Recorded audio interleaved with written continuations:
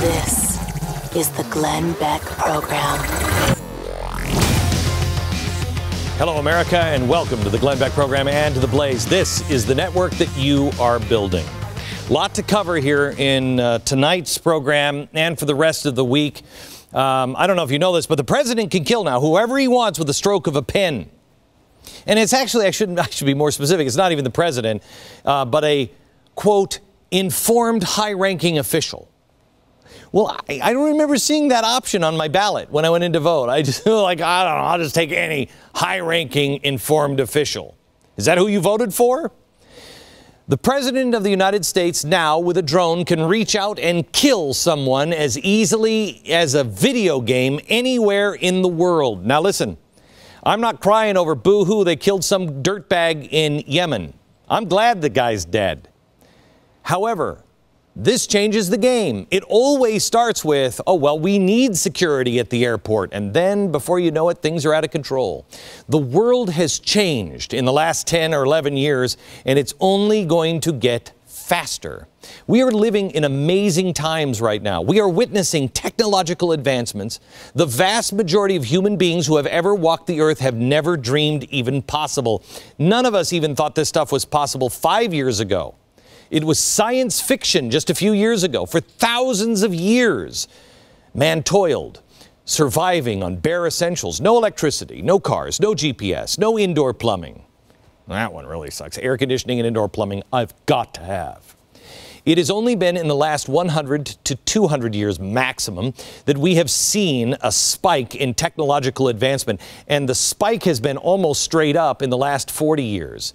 That spike is going to increase exponentially faster because of something called the laws of accelerating returns. This is where the world gets both exciting and terrifying, because where are we 5 years from now, 10 years from now, 20? If I would have told you 10 years ago, can you imagine if the president could just sign a piece of paper and he could send out an unmanned aircraft and he can kill anybody and we can watch it in real time on television, on your cell phone? It would have sounded like a madman 10 years ago. But now it's here. The possibilities are endless and exciting and frightening at the same time. I want to talk to you honestly, because I think we're about to make another change here ourselves, and we already did at the beginning of the year. And I want to explain why I'm having this conversation with you, because this is a long conversation that's going to happen over many episodes. But if you've been with me for a long time, you know sometimes I take these turns that don't make any sense. And I fight the audience sometimes, and I ask for your trust. If you remember in 2004, I said, please, I'm begging you, stay out of the no-interest mortgages. They don't make sense. This will collapse. In 2006 and 2007, I beat my head against the wall and said, the economy is not good. Get out of the stock market. When the last year I was at Fox, I kept beating you over the head and saying, the Arab Spring, it's not going to end well. It's going to end with a Muslim Brotherhood. I remember just as we were getting ready to elect President Obama, I was on the air while everybody else was talking about, you know, liberals and these liberals are going to destroy us. I said, wait, I got to talk to you about Woodrow Wilson. You have to know there's a big difference between liberals and progressives. And I remember the audience called up, would you shut up about, everybody, would you shut up about this? Nobody wanted to hear it because they would say to me, Glenn, this isn't the big news story of the day. What are you talking about Woodrow Wilson about? What are you talking about? The stock market, have you seen it? It's going up. What are you talking about? In the end, however, if you look back, the biggest thing that was happening at the time, just nobody was talking about it, was the collapse of the economy, was the hostile takeover by the progressive Marxist of the Democratic Party away from the liberals. It was the collapse of the Middle East. It was the collapse of the mortgage industry and our banking industry. Those are the biggest stories of the last 6 or 7 years.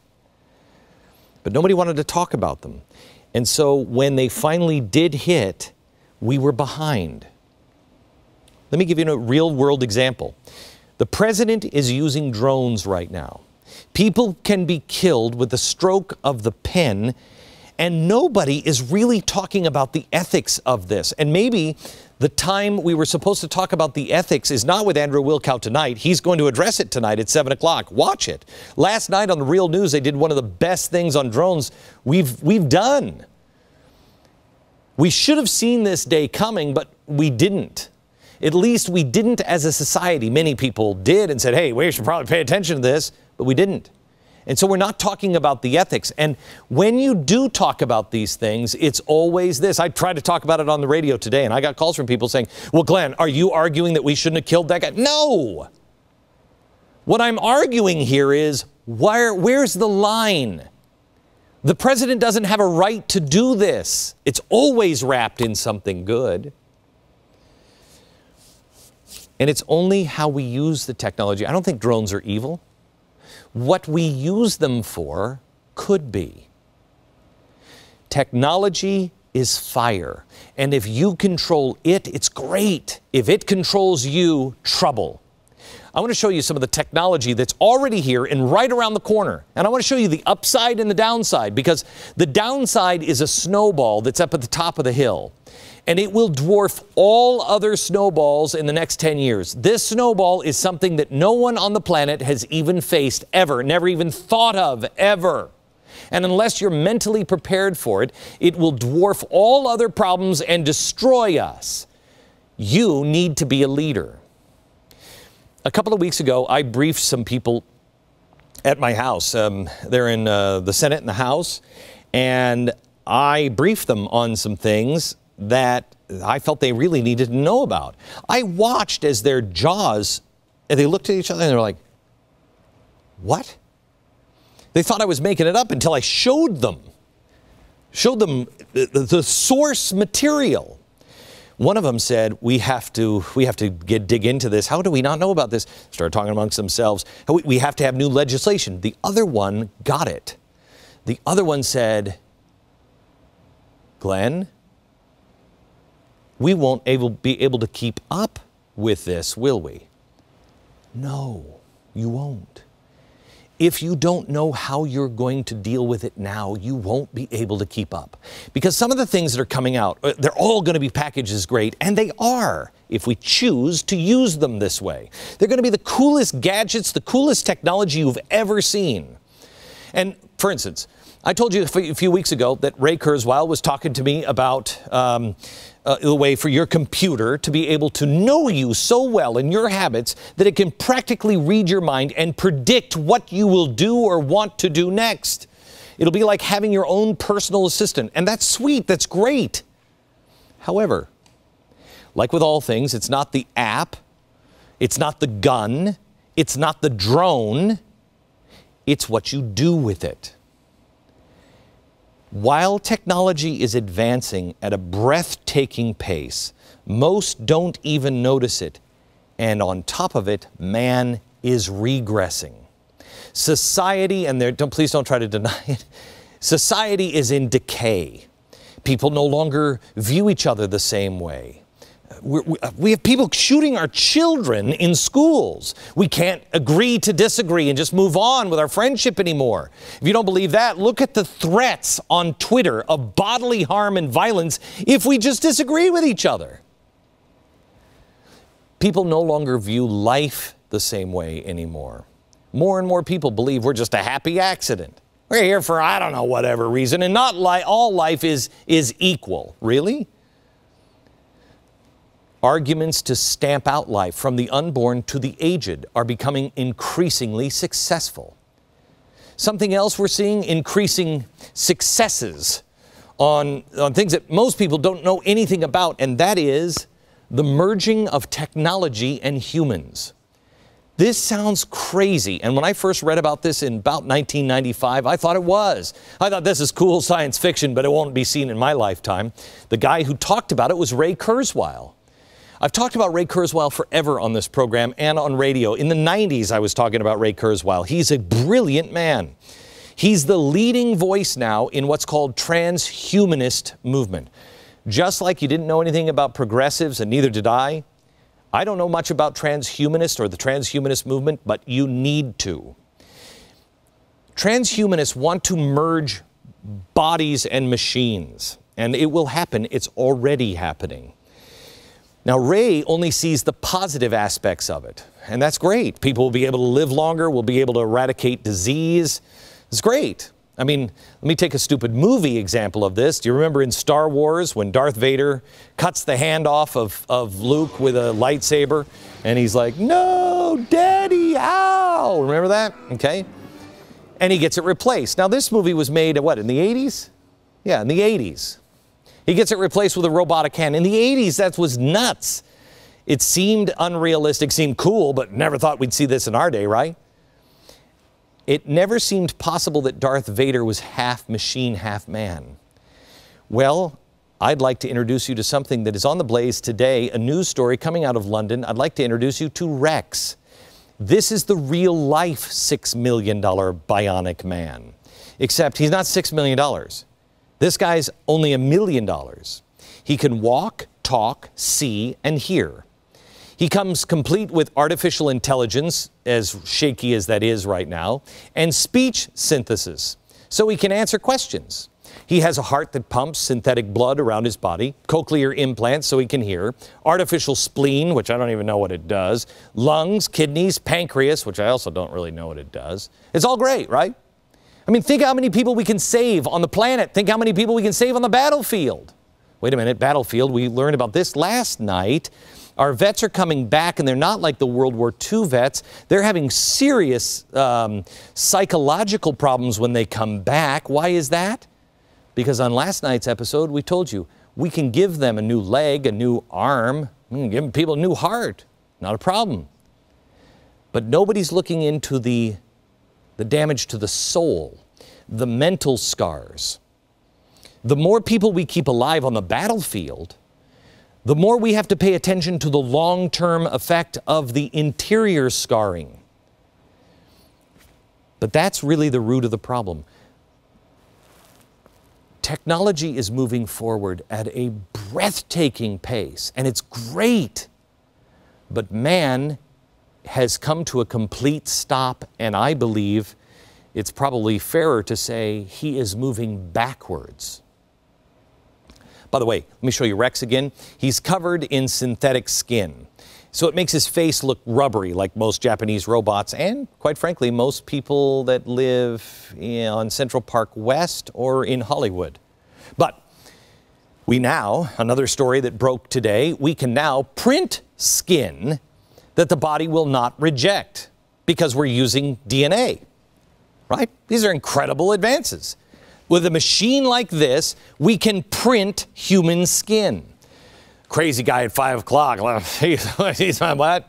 The Blaze reported today on scientists that have taken a machine like this and are now printing not only skin, but 3D printing human embryonic stem cells. Do you remember the debate we had when Bush was in office about stem cell research and we had to use aborted fetuses and baby stem cells? Remember that? We don't have to have that argument anymore. We can now 3D print life.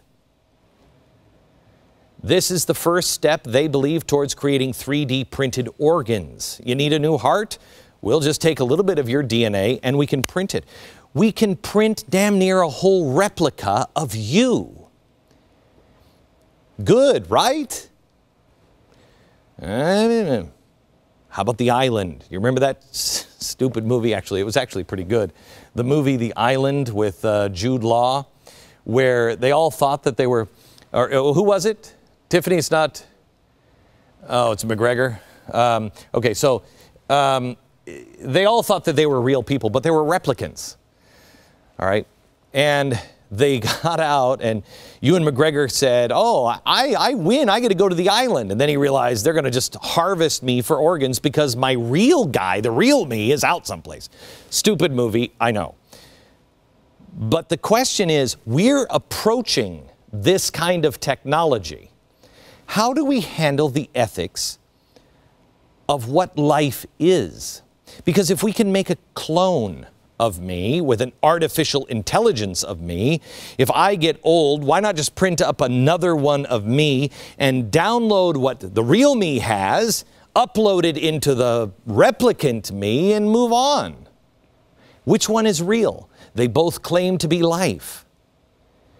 Believe it or not, these questions will be asked of you in the next 15 years. We can't handle whether or not the president should kill people with drones. Let me show you an upside, another upside. There's a new device called the slingshot. This device was invented by Dean Kamen. He's the guy who gave us the Segway, which is going to revolutionize the world. No. Maybe it did for the mall cops, but nobody else is on a Segway. Losers. Anyway, this machine, this will revolutionize the world. This machine here can take any liquid, hear me, any liquid, and turn it into safe drinking water.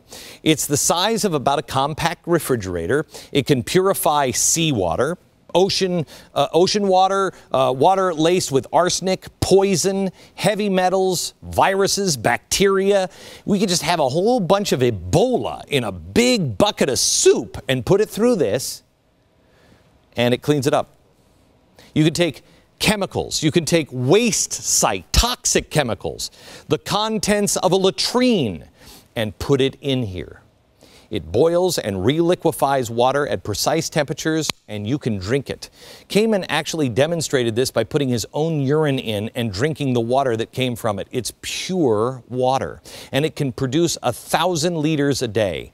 So you understand this, and this is not science fiction. This is here. In 3 to 5 years, you can take a can of house paint and pour it in, and it will purify the water in that house paint and give you purified water on the other side. Now think of the ramifications of this. Hundreds of millions of people all around the world do not have access to clean drinking water. 3 million people each and every year die due to water-related diseases. This device will save countless thousands, hundreds of thousands, millions of lives. He's working on it now to reduce the size and the cost, so it should be cheap enough between 1 and 3 years so anybody can have it. It is also uses the power of a coffee maker to do it. Fantastic. What's the downside? How many millions does it save? Moral dilemma. Because the world can't already feed its people, right? We're overpopulated. The earth is being killed by all these people making too much carbon dioxide. If we save millions of people, then what? I mean, today there was a story on The Blaze about how the environmentalists are now blaming the earthworm for global warming. Boy, God sure had made a lot of mistakes, right? But don't worry, man is here to fix it all. I am telling you all of this and all of these things because you're not going to stop technology, and nor should we stop technology. What we have to do is fix ourselves. We have to be morally sound. We have to be able to articulate what we believe. We also have to value life. We will not survive if technology continues to increase at this ever-expansive rate, while our morality continues to decrease and we continue to head in the opposite direction of God and begin to enter the territory previously only occupied by God. We're in trouble. But the future is bright if we go in with open eyes. If we lose the concept of the soul and become the creator at the same time, what does the phrase mean, we're all endowed by our Creator with certain unalienable rights? What does that mean? Who is the creator? We would be. Do we get to dictate the rights? Transhumanism sounds far-fetched, but anyone who's paying attention to deep technology will confirm this is coming. It is even in Al Gore's new book called The Future. He talks about transhumanism. I didn't know about it. You didn't know about it. We have to know about it. I know it sounds crazy, but I have to tell you, I was pretty convinced that President Obama was a Marxist. I was convinced that Van Jones was a dangerous communist. I was convinced that the Arab Spring would end badly. I was convinced that the economy was not on solid footing. I was convinced that the mortgage and the banking system would begin to collapse and eventually collapse. I'm convinced of all those things. I was at the time, but I'm telling you now, I am more convinced of this than anything in my life. Our future is going to change in the next 5 years, and no one is even talking about it. We have to talk about technology, the good side and the bad side. We have to have the moral and ethical debate. It's what was missing the last time the progressives were in charge and there was an explosion of science. Because the Nazis were there. They took new technology and they killed as many people as they possibly could. New technology called the gas chamber. Horrific medical experiences, all done. All these experiments done in the name of goodness and science and saving people.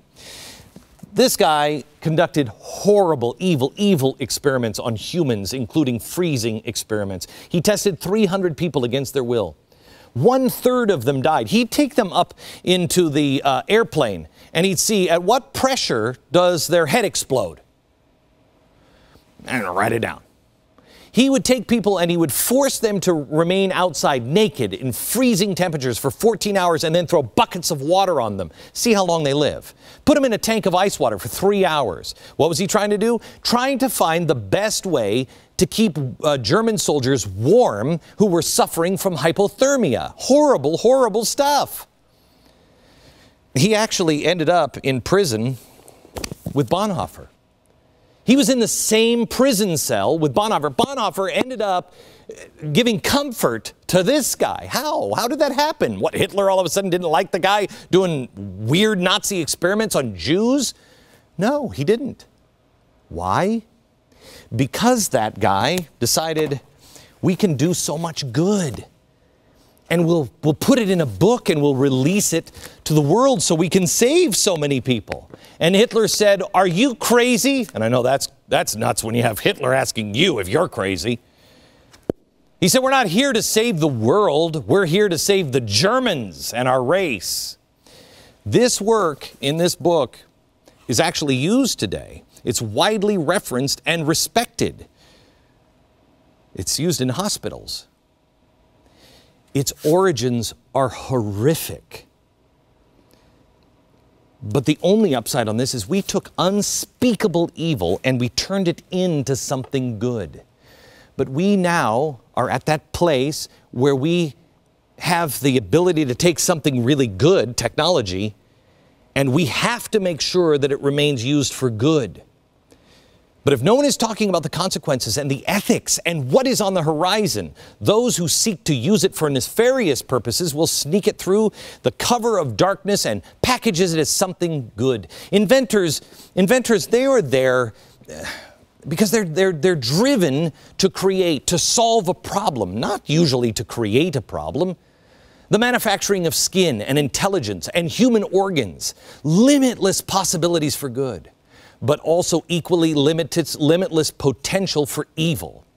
Imagine if Hitler had the capability of having his soldiers become part machine, or if the SS had the power of Google, if the SS had GPS chips to track people. You think there'd be a Jew left on the planet? Do you think they would have lost the war? I know this technology that I'm going to show you as the year progresses will sound originally very weird, like a TV show on the Sci-Fi Channel, but it's not. Let me give you this example. There used to be a really weird TV show in the 1960s But our life today is a really weird TV show from the 1960s because we have the same thing. It featured unrealistic gadgets such as the flip phone, which is obsolete now, or Bluetooth headsets and communicators, or tablets that you could take and you could just touch that pad, as it was called, and you could get information on it. You could read books, all laughably fake in the 1960s. But now all of those things are complete routine, everyday household items. The singularity, the merging of man and machine may seem far-fetched, but it is not. Just a few years ago, would you have imagined a computer that could have you, that you could hold a conversation with and predict what you want? It's already, the beginnings of it is already here. It's called Siri. And that's great. But there was another sci-fi movie and another sci-fi book that was out in the 1950s that showed computers that could be used to listen and then spy. It was called 1984, and we are at that fork in the road. Will we be Star Trek, where we never violate our prime directive, or 1984? You will decide. More when we come back.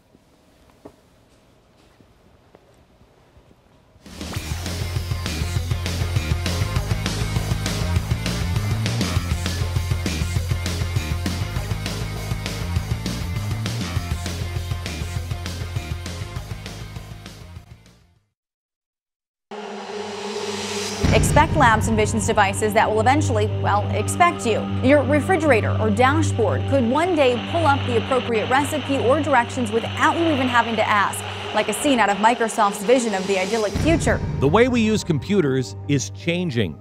Advances in technology are becoming more and more drastic and far more frequent. Things will continue to change, now at a lightning pace, while our relationship with our computer expands and becomes increasingly intertwined. Tim Tuttle is the CEO and founder of Expect Labs, a small company working to change the way we interact with machines. Right now, they're finishing up the last stages before they release their first product, an app for your smartphone called MindMeld. This application will redefine the way we have conversations with each other. It will listen to the things that people say during a normal conversation, try to understand them, understand the key concepts of your conversation and the key topics, and then use that understanding to automatically find information that might be related, from your personal files or from the web, news articles, pictures or videos, so that you have them during the conversation right when you need them. The app will connect with your thoughts and increase your productivity, better manage your calendar, simplify your business interactions, and your everyday conversations with friends.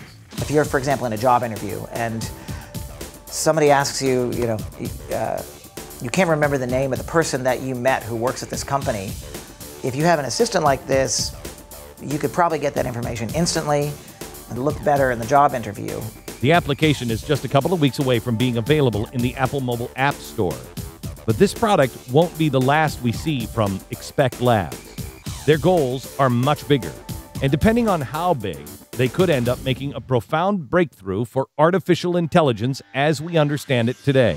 The thing that's most exciting is that I think this is just the beginning, and over the next year, 2 years, 3 years, these systems will get smarter and more helpful. You'll probably find it in your car, you'll probably find it in your smart television, in your connected home of the future. Rather than get up off the couch and turn off your lights. The changes in technology have been fast in the past, but they are coming even faster as we move further into the future. Most of the past 2 decades, systems that were technically described as smart or had artificial intelligence really weren't very smart at all. And it's only been in the past couple years, with computing power getting so great, that we can finally start to see examples of artificial intelligence where these systems are somewhat smart. David Glertner, professor of computer science at Yale University and the author of America Light, How Imperial Academia Has Dismantled Our Culture. A friend of the program. Glad to have you here, sir. Good to be here. Okay. That seems good. That seems like that sounds, what's wrong with that? That seems sweet. It's superficial. It's not. It's nothing important. I mean, it draws on technologies that we understood for a very long time. It's not going to change anything important.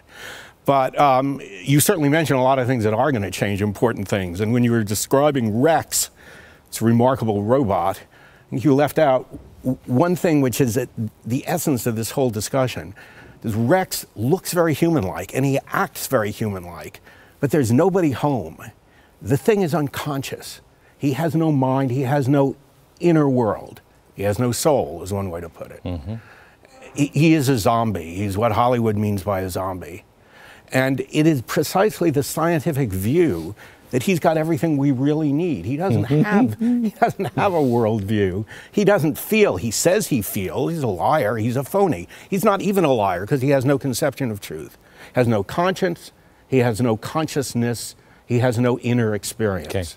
Okay. Let me, because I want to go to Rex with you, but I also want to go to the ethics of a lot of this stuff. But let me bring up, I've read Ray Kurzweil for a long, long time, and I think he is a brilliant man, and I've said to his face, I think you also could be one of the most dangerous men on the planet, because he doesn't believe that there is a soul. And so he would look at Rex, and I don't want to put words in his mouth, but I believe in reading his work that he would look at Rex and say, well, yeah, but he does have everything. We can, not Rex in this form, but when he gets artificial intelligence right, we can print the skin, we can make him feel real, he'll move around, and we can download all of your experiences, all of your knowledge, everything you have, and download it into him. And David, you'll be fine. I mean, the Unabomber tried to blow you up. You don't have to live that way anymore. We'll just download you into a new David Gellertner. Yeah, you see, this view is Ray's view is so demented in this way, it's a little hard to, first of all, he's a brilliant guy. Also, I have a lot of respect for him personally. He's a very smart guy. He's a very nice guy. He wouldn't hurt a fly, seriously. Yeah. He's a very thoughtful guy. But I don't even believe that he believes what he's saying. I mean, if we say, look, Ray, here's some grass. I think this is grass. Touch it. It's not grass, whatever it is. You have a certain experience. You have a certain experience. It feels a certain way. Something going. You look at it. It's green. Looking at something green feels different from looking at something blue. That robot doesn't have any of that at all. He can put the hand there, and he can describe. He can say there are little points of plastic. But the experience of touch. What does it feel like to touch this? What does it feel like to touch something cool? What does it feel like to think, I shouldn't have done that. I made a mistake. That was a wrong thing to do. What does it feel like to think, I could do that, but it would hurt this guy, and I know what pain is like. He doesn't know what pain is like. The robot doesn't know what his pain is like. He is incapable. He's never come anywhere within a million miles of human experience. It is the problem that Lieutenant Colonel Dave Grossman, who is the guy who wrote On Killing and On Combat, which is used by everybody, Interpol, FBI, the Army, everybody. It's why when he said to me, video gamers behave differently than those who play airsoft. Because when you shoot somebody with airsoft, you feel the ramification and it hurts. And he said, video game, you don't feel the hurt, so there is no consequence. You're not training the consequence. So you're saying that the difference here is there's no consequence to the robot. That's a good lead-in. There is a very big difference of at least you get some sort of tactile sensation when you do something, when you pretend to kill somebody. But think of you talked about enormous gaps. Think about the enormous gap between somebody, a kid who's never been in combat, but at least understands when he shoots something, it dies. Something happens to a real human being.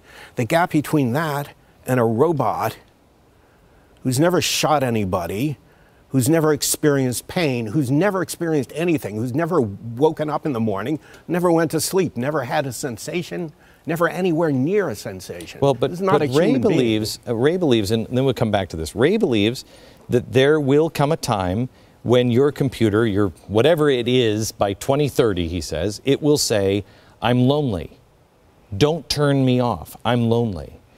He believes that it will become so hard to tell the difference between real and fake that it will become life. Yeah, but you see... Hang on. Respond. I got to take a quick break. Respond on the other end. Okay.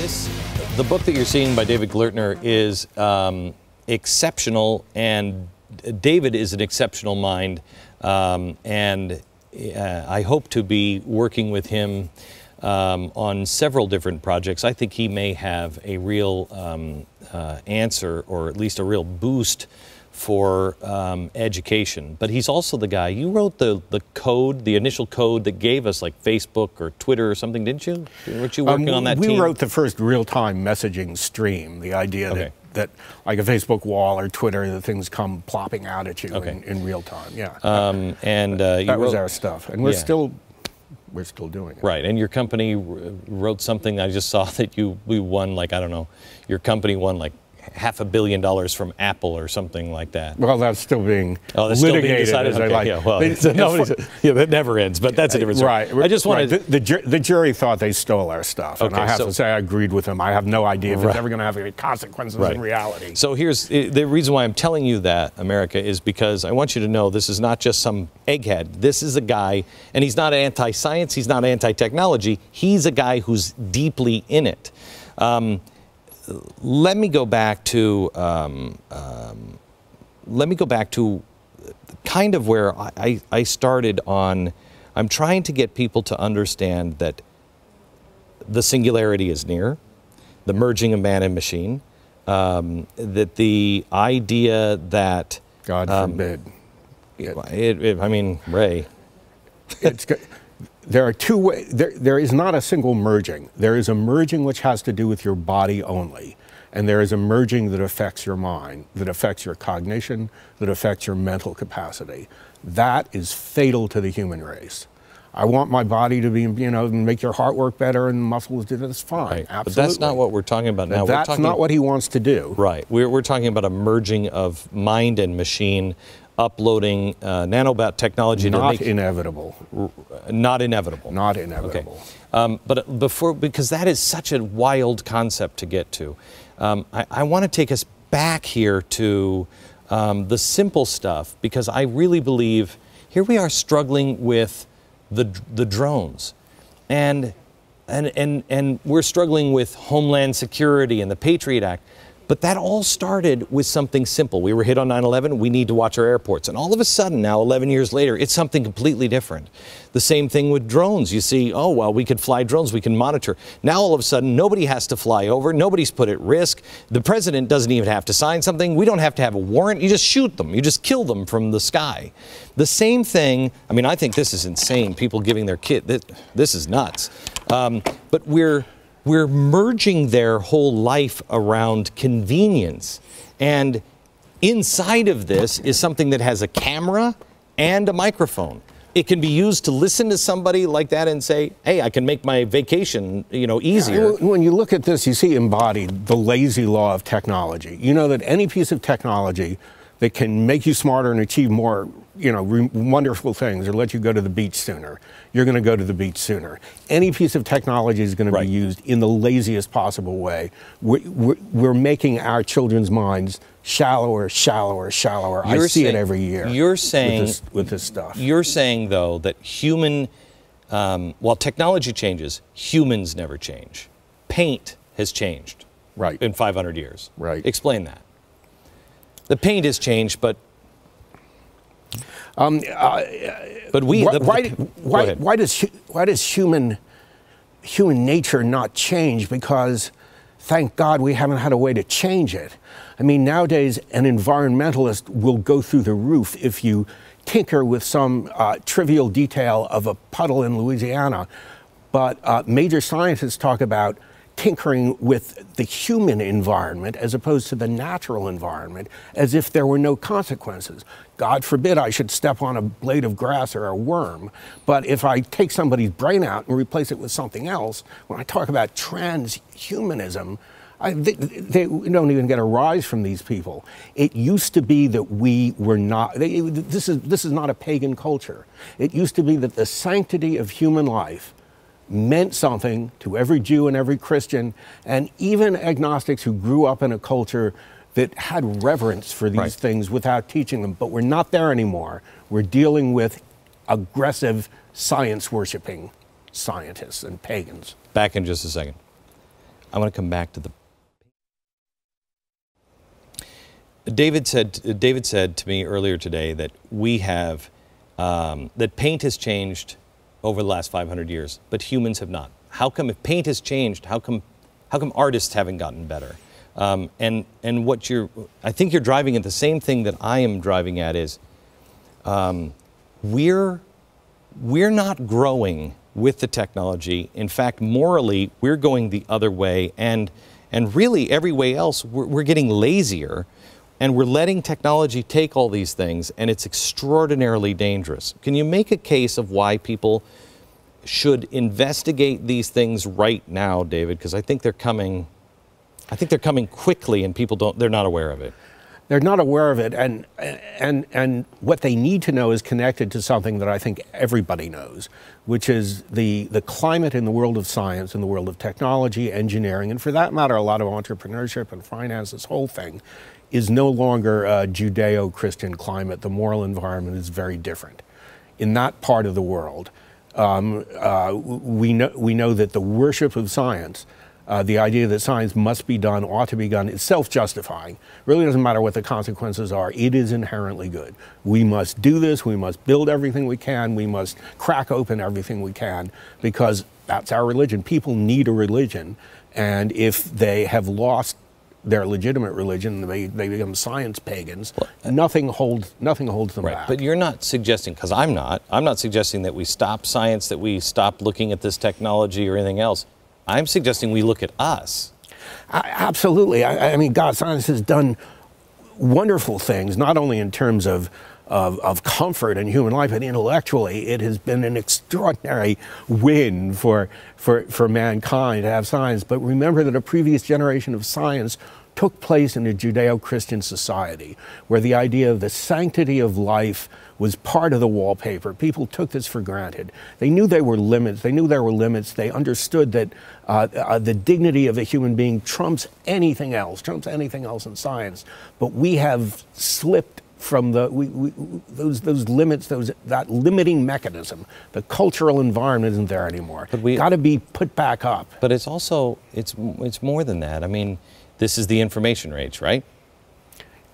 If it is, what are we so well informed about? Right. I mean, look at gun control. Yeah, right. It is the information age. We have never known less. I mean, the average guy in the streets of Yale has never been more detached from the facts of the real world than he is now. And it's strange because all you have to do, you want to know what an automatic weapon is? You want to know what a semi-automatic weapon is? Right. I have the information right here. Right. But yet nobody, we're still what is our experience with gun control? What is an assault weapon? What happened when we banned them for 10 years? Did that eliminate crime? Did it bring it down 2%? 5%? All this data is there. Do my colleagues at Yale care? No, they're detached from reality. They're detached from fact. You say it's the information age. We have never been so poorly informed. David, thank you for being a part of the program, and thank you for being for doing what you do. You are one of the real futurist leaders, and one of the only people that I hear talking about ethics. We have looked for people who are leading the way on ethics, and they just aren't out there. And thank you for standing fast. Back in just a minute.